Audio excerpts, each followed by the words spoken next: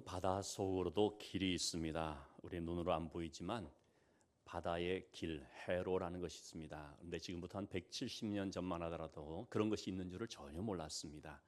이 해로라는 것을 처음 발견한 분이 해양학의 아버지라고 불리는 매튜 폰타인 몰이라고 하는 사람입니다. 오늘 주보에도 그 내용을 좀 실었습니다만 찰스 루이스라고 하는 사람이 쓴 해류의 발견자 매튜 몰이라는 그 책에 보면 해군 장교였던 그는 정말 바다를 누비며 다녔던 사나이였죠. 그런데 불의의 사고로 거동을 못하는 상황이 되었었다는 것입니다. 꼼짝 못하고 침대에 누워 지내게 됐는데, 그래서 그는 자기 아들에게 밤마다 성경을 읽어달라고 했답니다.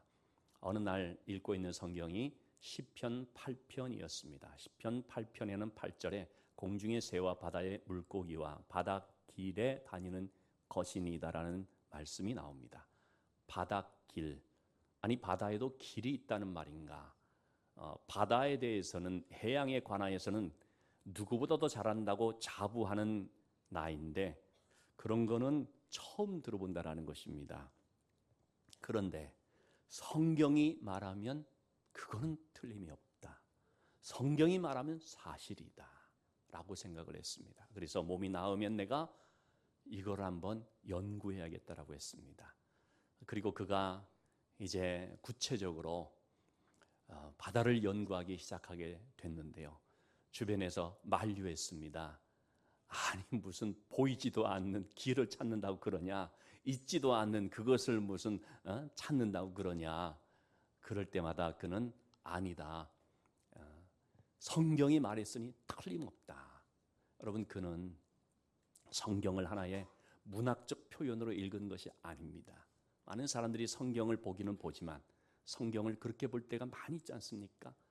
심지어는 인간이 상상력으로 이렇게 쓴 것이다, 혹은 신화적인 것이다, 허구다라고 하기도 하지요. 그러나 그는 하나님의 말씀은 틀림없다. 지난주에 제가 말씀드렸죠. 성경은 과학이다. 정말 과학적이라는 것입니다.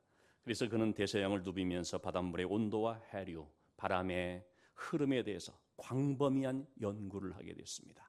그리고 마침내 1885년 세계 최초로 해양 지도를 만들게 됩니다. 항로와 기상도를 작성해서 바다에 길이 있고 이렇게 가게 되면 안전하고 더 빠르다. 그러면서 새롭게 이 어선들 또는 이런 여객선들의 그런 다니는 것이 획기적으로 달라지게 됐습니다. 이전보다 훨씬 더 빠르게 가게 될 수 있었고 안전하게 가게 될 수 있었다라고 하는 것입니다. 해양 분야에서는 가장 획기적인 놀라운 발견으로 손꼽히고 있습니다. 여러분, 그가 그렇게 발견할 수 있었던 이유는 무엇입니까? 하나님의 말씀을 진지하게 받아들였기 때문입니다.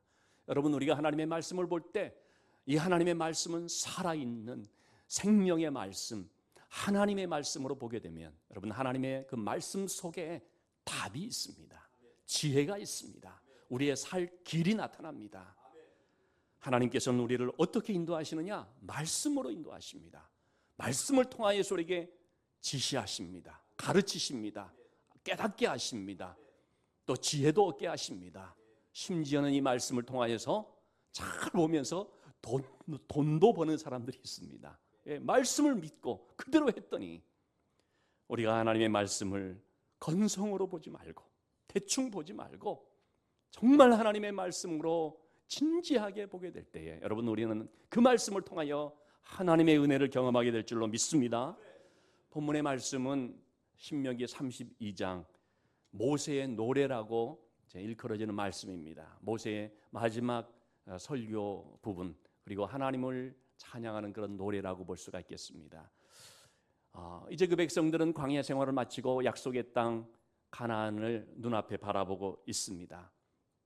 그 땅을 들어갈 백성들에게 모세는 지금까지 이 광야를 인도하신 분이 누군가 말하는데 그분은 바로 하나님이시라는 것입니다.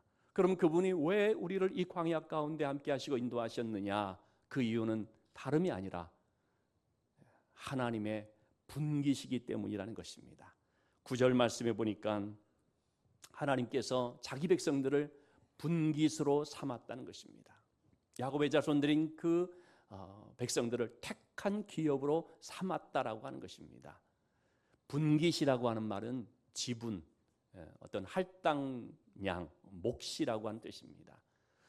지금 이 백성들은 약속의 땅인 가나안 땅을 들어가게 되면 정복을 하고 이제 그 땅을 분배받게 됩니다.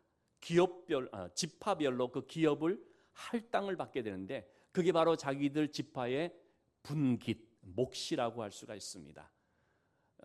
그런 생각 가운데 있는 이 백성들을 향하여서 하나님께서 하신 말씀이 나도 분깃이 있다. 가나안 땅에는 어떤 한 귀퉁이가 하나님의 분깃이라는 것이 아니고 나도 분깃이 있는데 그 분깃이 뭐냐? 바로 너희들이다 라고 말하는 것입니다. 여러분, 그 백성들은 어떤 백성들입니까? 정말 지독시리도 말도 안 듣고요, 툭 하면 원망 불평하고 하나님을 시험하고 하나님이 있니 없니, 뭐 우리를 사랑하니 안 하니, 그렇게 많은 은혜를 베풀어 주셨으면서도 하는 말들이 하나님이 우리한테 해준 게 뭐 있지, 이렇게 말하는 너무나 속 썩히는 자식 같은 백성들. 그런데 하나님은 그들을 분깃으로 자기 백성으로 삼으셨습니다. 이사야서 43장 1절 2절의 말씀을 보시면 하나님께서 그들을 구속하였고 지명하여 불렀다. 너는 내 것이다 말합니다. 구속이라는 말은 값주고 샀다는 말이죠. 어떻게 그들을 샀습니까? 유월절 사건을 통해서 너무 잘 나타나 있죠.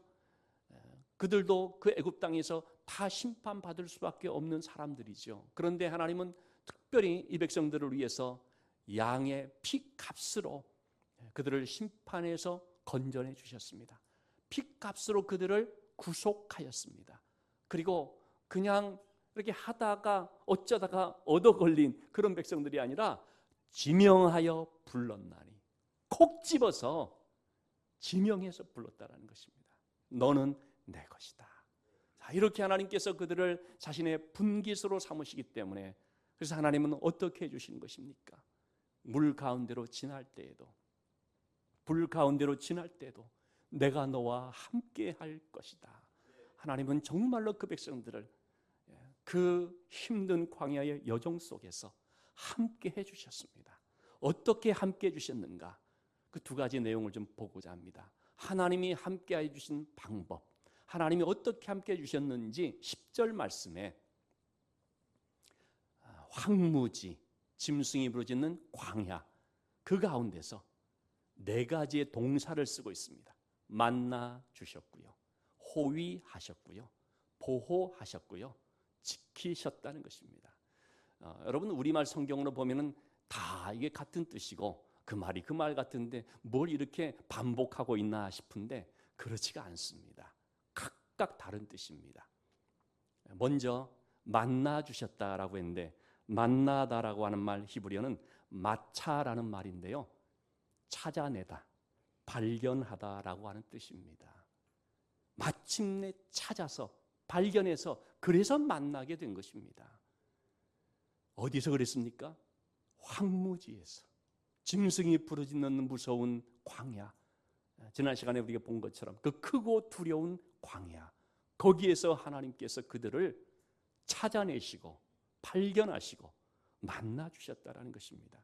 여러분, 얼마나 많은 사람들이 인생의 광야에 들어섰을 때 하나님을 만나게 되는지 알 수가 없습니다.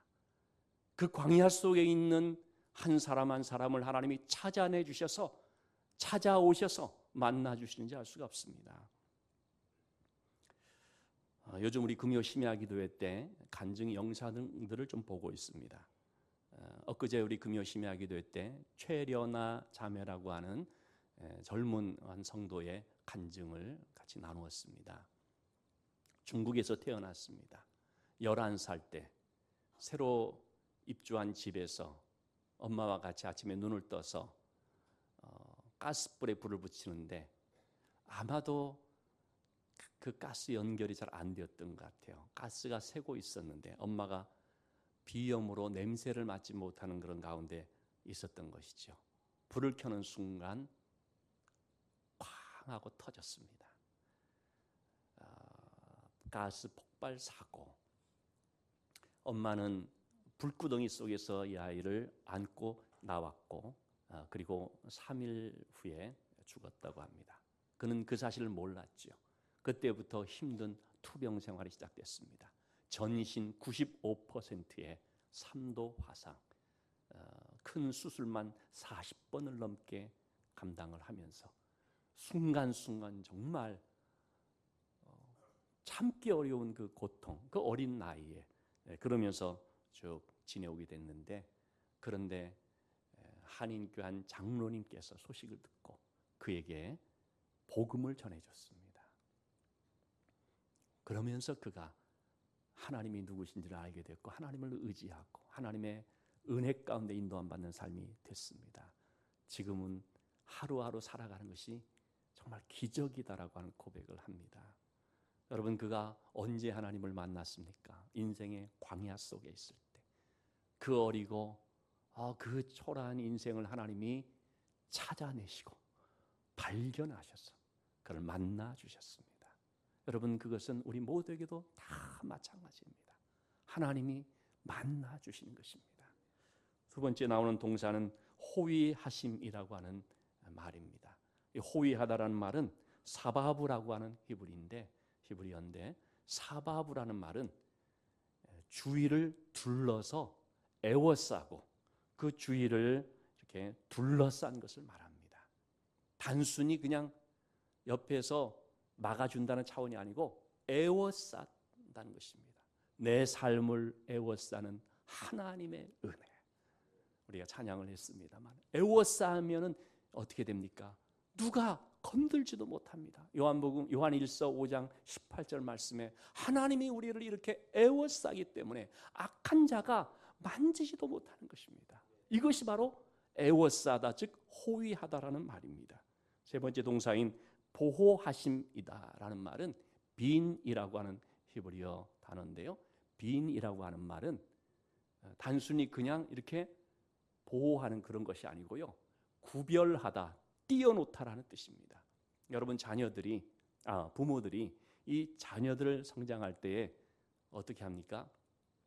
내 자녀들이 혹시라도 좋지 않은 친구들하고 어울리는 거 아닌가, 좋지 않은 환경이나 어떤 그런 문화에 접촉되는 것이 아닌가, 좋지 않은 어떤 그런 무슨 영상이라든지 뭐 그런 것을 혹시 접하는 거 아닌가 주시하면서, 혹시 그런 것이 있으면 어떡합니까? 띄어놓습니다.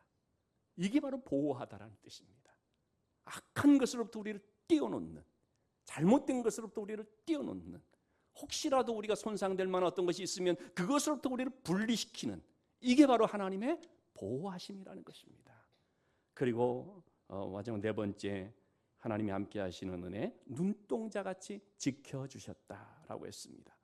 지켜주다라는 말은 이게 경비서다라는 말인데요, 눈동자, 자기의 눈동자같이, 눈동자라는 이 히브리어는 이숀이라고 하는 단어인데 사실은 눈 안에 작은 아이라는 뜻입니다. 동자라는 것이 없습니다. 이걸 우리말 성경으로 의역을 하다 보니까 이렇게 눈동자라는 말을 써버렸는데, 영어 성경은 그래서 이것을 눈 안에 사과, 애플, 사과 이렇게 표현했습니다.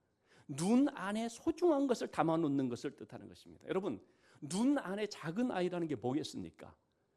여러분, 우리 부모들의 눈 안에 누가 들어있습니까? 자기 애가 들어있습니다. 24시간을 바라보는 것입니다. 감시하는 것이 아니고 자기 눈에 넣고 있는 것입니다. 그게 뭐냐면 지키는 것입니다. 하나님이 우리를 자기 눈동자같이 지키신다라는 것은 하나님의 눈 안에 우리를 담아놓는 것을 말합니다. 왜? 작은 아이니까, 너무 소중한 아이니까. 그렇게 하나님께서 우리를 바라보는 것이 바로 지키다, 눈동자같이 지키다는 것입니다. 여러분, 우리의 눈동자라는 것은 얼마나 예민하고 가장 그 소중한 부분이기도 합니까? 얼마나 예민한지요. 뭐 조그만한 어떤 자극이 올 것 같으면 자동적으로 눈을 깜빡이게 됩니다. 티끌만 들어와도 눈물이 나서 씻어내 버리는 것입니다. 제가 한번 말씀을 드린 적이 있습니다만, 저는 1985년 3월 19일 입대를 했습니다. 논산 훈련소로 한 6주 정도의 과정을 마치고 자대 배치를 하게 되죠. 그 마지막 코스는 사격 시험을 보게 됩니다. 10발을 이제 맞추게 되는 거죠.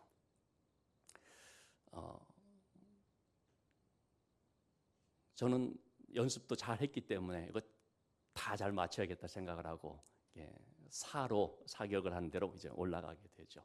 한 발, 두 발, 7발까지 다 명중을 했습니다. 100m, 뭐 250m, 300m 그런가요? 100m 사로바 하면 쏘는 거죠.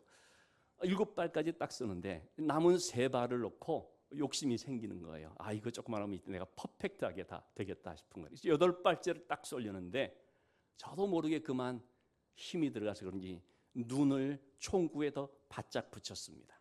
그리고 당겼는데 그 반동으로 순간 기절을 했습니다. 무슨 일이 일어났는가 했더니 안경알이 깨졌습니다. 파편이 눈에 박혔습니다. 그 지휘관이 전면 스톱을 시켰죠. 의료반이 달려왔죠. 세척을 하고 응급 조치를 했습니다. 저는 실명이 혹시 되는 거 아닌가 싶었는데 다행히 괜찮았습니다. 그리고 다음날 아침에 눈을 뜨려는데 아파서 눈을 뜨지를 못했습니다. 지금도 기억이 생생한데요. 얼마나 걱정이 되는지. 그때 세척한다고 했지만 이게 잔여물들, 작은 이런 파편들이 이렇게 남아 있었던 거죠. 근데 밤 사이에 참 우리 여러분 정말 이 하나님의 그 인체를 만든 그 솜씨가 얼마나 신기한지 알 수가 없죠. 아마 그게 눈가로 다 모여진 것 같아요. 눈을 딱 뜨려는데 이게 그 아파가지고 쓸리면서 안 떠지는 거예요. 그래서 침을 묻혀가지고 하나하나 떼어냈던 기억이 납니다. 그리고 뭐 그냥 그렇게 군 생활을 이제 하게 됐는데요. 하나님께서 눈동자같이 지켜주셨다라는 사실을 참 깨닫는 그런 순간이었습니다. 지난주 화요일 제 장모님이 요즘 편찮은 가운데 있는데 아마도 이제 얼마 못 사실 것 같다는 소식을 듣고 급하게 내려갔습니다. 중부고속도로를 타고 가는데 요즘 공사들을 많이 합니다.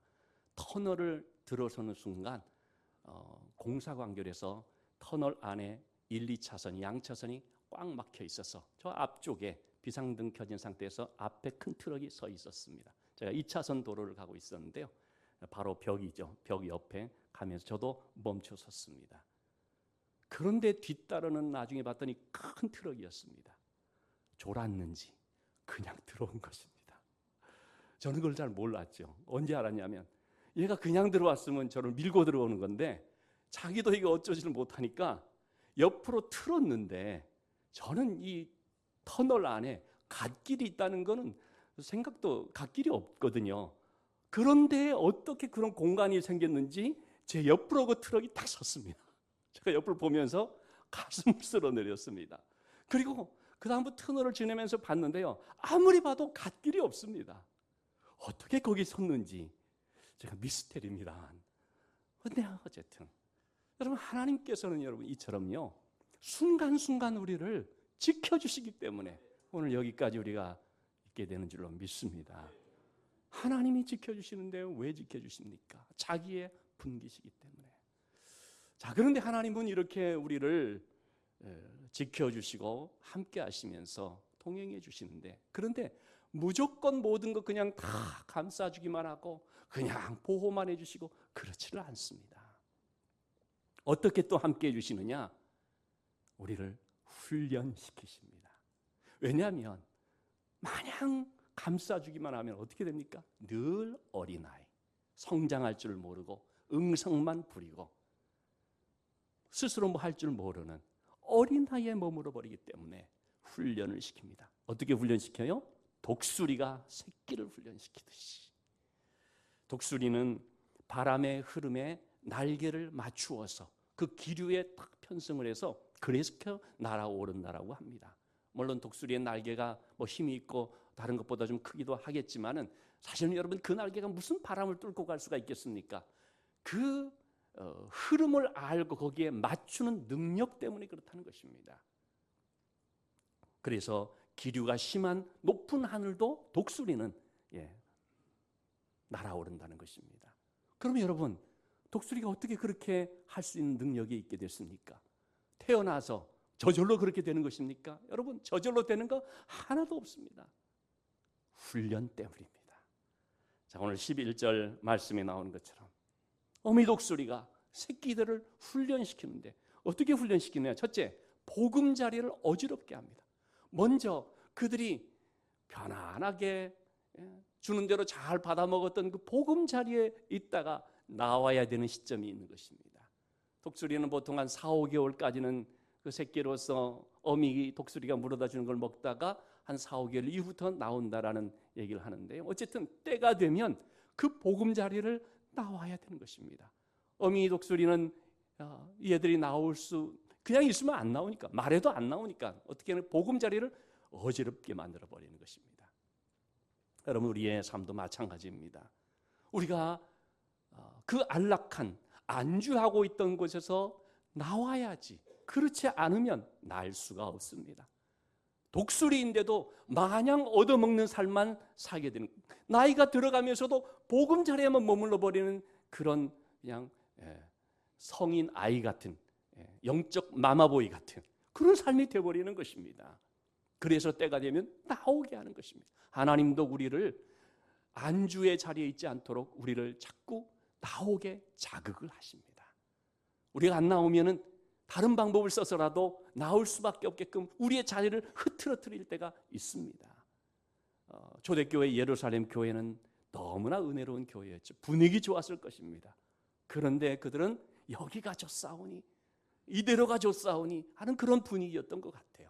그러니까 하나님께서 나가 선교하도록 하는데 선교가 없는 거예요. 유다와 사마리아와 땅 끝까지 이르러 내 증인이 되라는데 안 나가는 것입니다.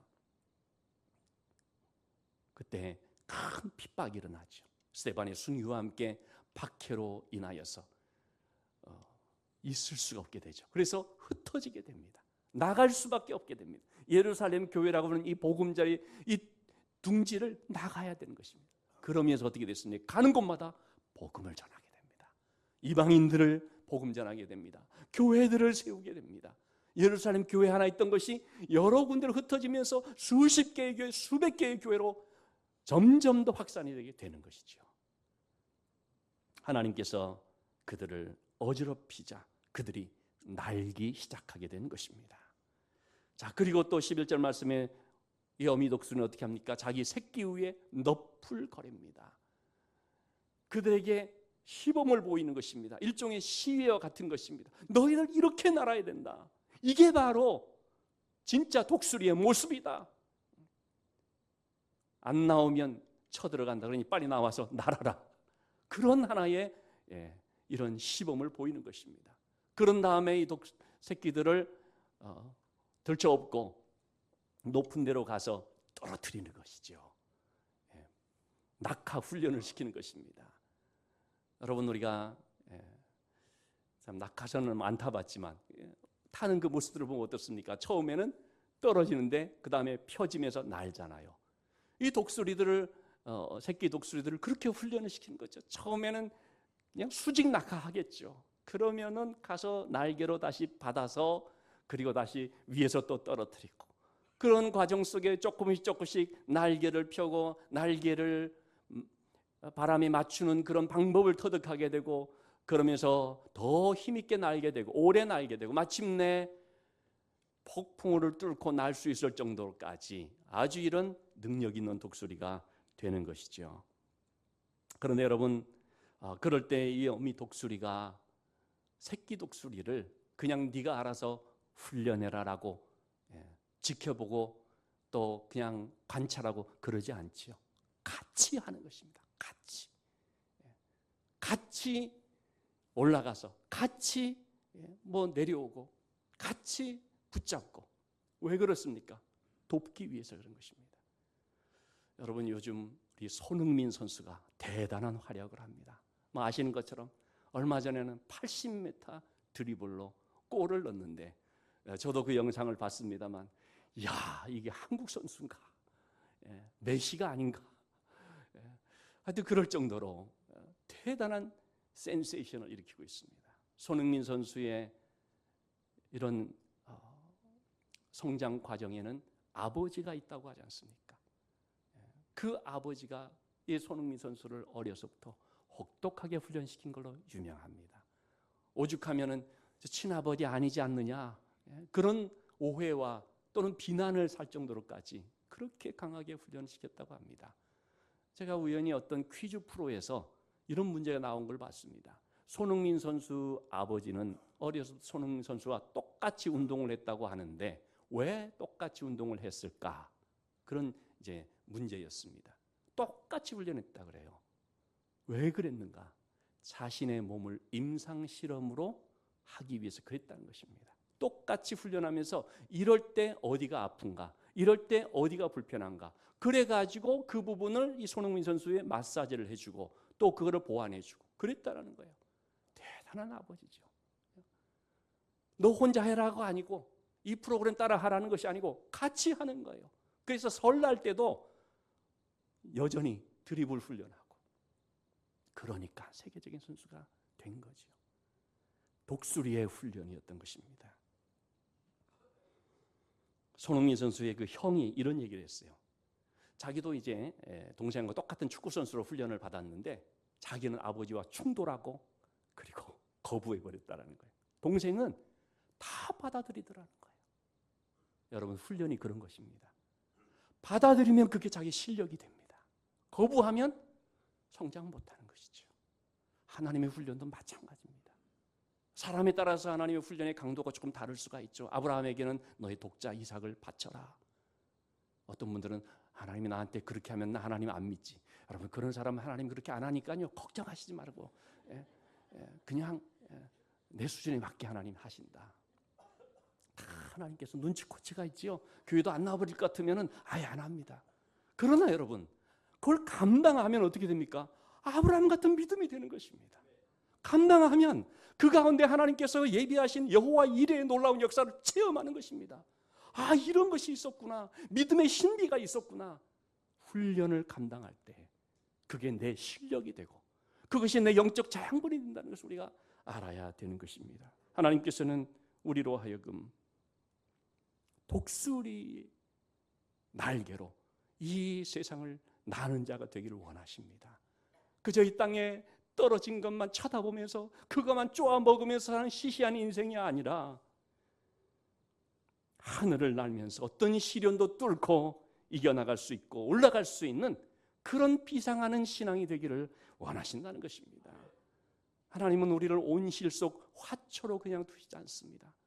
너무나 연약하고 그냥 한 줄기 바람에도 툭 꺼져버리고, 제가 지난 심야 기도에 도 그런 말씀 드렸는데, 풍선 같은 신앙, 가시 하나가 톡 건드리면 그냥 팡 꺼져버리는 너무도 가벼운 신앙, 그런 거 아니라 광야의 불시험을 통과하면서 풀무불 속을 지나면서 정금 같은 신앙이 되고 어떠한 흔들림에도 끄떡하지 않는 묵직한 신앙이 되도록 하나님이 우리를 그렇게 성장시키기를 원하시기 때문에 그런 훈련을 한다는 것입니다. 똑같은 날개를 가졌지만 여러분, 날개를 가졌다고 다 나는 거 아닙니다. 믿음의 모양이 있지만 능력은 다른 것입니다. 날개를 가졌는데 왜 나는 게 다른가? 훈련 때문에 그런 것입니다. 하나님께서 그 백성들을 이렇게 훈련시켰는데 왜 그런가? 자기 분기시기 때문에. 그래서 손흥민 선수의 아버지가 손흥민을 그렇게 다룬 것은 그분의 그 자녀를 사랑하는 방법이었던 것처럼요, 하나님은 광야 가운데 우리를 훈련시키는 것이 하나님이 우리를 사랑하는 방법이었던 것입니다. 자, 그래서 그러면 우리는 이제 어떻게 해야 되느냐? 12절 말씀에 광야 생활을 마친 모세가 결론적으로 하는 말이 그것입니다. 하나님 한 분만이 우리의 인도자였다. 다른 신 없다. 다른 거 없다. 그러니 너희는 하나님만 바라봐라. 하나님만 의지하라. 하나님밖에 없다라는 것입니다. 여러분, 우리의 삶에도 마찬가지입니다. 하나님이 그 아들 독생자 예수 그리스도의 피로 우리를 구원해 주셨고 여기까지 인도해 주셨는데 그런 분은 하나님밖에 없습니다. 다른 누가 없습니다. 그분의 분기시기 때문에 하나님께서는 광야 같은 세상 속에서 언제나 우리를 주목하시는 것입니다. 내 눈에 너밖에 없다. 그렇게 보시는 것입니다. KR 컨설팅이라고 있는데요. 제조업 컨설팅 분야에서 1위를 하는 그런 기업이라고 합니다. KR 컨설팅 대표는 이강락 장로님입니다. 제가 30몇 년 만에 이분을 우리 노회 자리에서 만났습니다. 우리 노회에 있는 평광교회라고 있는데 거기 장로님인 거를 몰랐는데 얼마나 반갑게 만났는지 모릅니다. 이분은 일본 연수를 갔을 때의 그런 얘기를 합니다. 정말 힘들었을 때, 진로가 보이지 않을 때, 그럴 때 연수를 갔는데 먼저 교회부터 찾았습니다. 아무리 찾아봐도 교회가 있어야 말이죠. 드디어 찾고 찾아서 한 교회를 발견했는데 그 지역의 유일한 교회, 기후 순복음 교회였다고 합니다. 주일 예배를 마쳤습니다. 목사님 말했습니다. 한국에서는 수요 예배가 있지만 저희들은 교회도 적고 그래서 수요일 날은 이제 몇 분들이 모여서 성경 공부를 합니다. 오실 수 있겠습니까? 온다고 했습니다. 그래서 이제 집에 와서 일본어 성경 공부를 한다고 하니까 자신은 일본어를 몰라서 그때만 해도 너무 이제 모를 때여서 어떻게 하지 하다가 그냥 이렇게 생각을 했습니다. 성경 한 장을 열심히 읽고 공부하고 가자. 그래서 뭐 혹시라도 아는 단어가 나오면은 뭐 좀 알아듣게끔. 그래서 성경 한 장을 읽기로 했습니다. 어디 읽을까 하는데 뭐 딱히 생각이 안 나서 기도하고 이제 하나님 한번 저에게 한 장 좀 읽을 수 있게 해주세요 하고 성경을 딱 펼쳤다고 합니다. 야고보서 5장이 나왔다고 합니다. 그거를 3일 동안 계속 읽고 공부하고 뭐 쓰고 그랬나 봐요. 수요예배 갔습니다. 성경 공부를 이제 하게 되면서 목사님 말했습니다.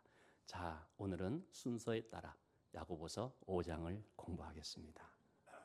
그 자리에서 자기는 뭐 질문하고 대답하고 하는 거 하나도 알아듣지 못했지만 시간 내내 눈물을 흘렸다고 합니다. 하나님께서 자신에게 내가 너를 주목하고 있다 말씀하는 것으로 들렸다는 것입니다. 광야 같은 세상, 낯선 곳, 막막한 형편 속에 있을지라도 내가 너를 주목하고 있다. 내가 너를 바라보고 있다.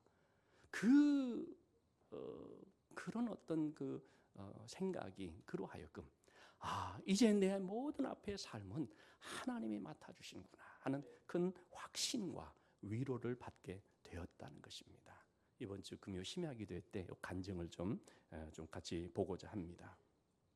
여러분, 하나님께서는 말씀을 통하여 우리에게 들려주십니다. 내가 너를 주목하고 있다. 내가 너와 함께하고 있다. 그러니 너 나만 바라봐라 하는 것입니다. 여러분, 10계명 중에 제 1계명이 뭡니까? 너는 나 외에 다른 신들 두지 마라. 나 외에라고 하는 이 단어, 이걸 정확한 그 단어로 말한다면 파나이라는 단어인데요. 알이라는 말은 앞에, 파나이라는 말은 얼굴이라는 뜻입니다. 제가 출애굽기 말씀할 때 좀 얘기를 드렸죠. 나 외에라는 말은 내 얼굴 앞에 아무것도 두지 말라 이 뜻입니다. 나는 너만 바라보고 있으니까 내 얼굴 앞에 다른 무엇도 두지 마라. 동시에 너도 너의 얼굴 앞에 다른 것 두지 마라. 난 너만 바라보고 넌 나만 바라봐야 된다. 다른 것 바라본 거 있어서는 안 된다라는 것입니다. 풍파하는 세상 속에서 여러분, 우리가 뭘 바라보고 뭘 의지하며 살아야 됩니까? 우리 영혼 피할 때 예수밖에 없습니다. 예수 그리스도만이 우리의 힘이 되시고 구원이 되시고 보호자가 되시고 인도자가 되십니다. 우리는 그 주님만 바라보면서 그 주님만 내 눈 안에 있으면서 내 마음에 있으면서 의지하며 살아야겠는데 말씀을 진지하게 묵상하고 매일 말씀으로 양식을 삼고 그 말씀을 순종하면서 그 가운데 주시는 하나님의 놀라운 은혜들을 체험하는 복된 삶이 되기를 주님의 이름으로 축원합니다. 기도하시겠습니다.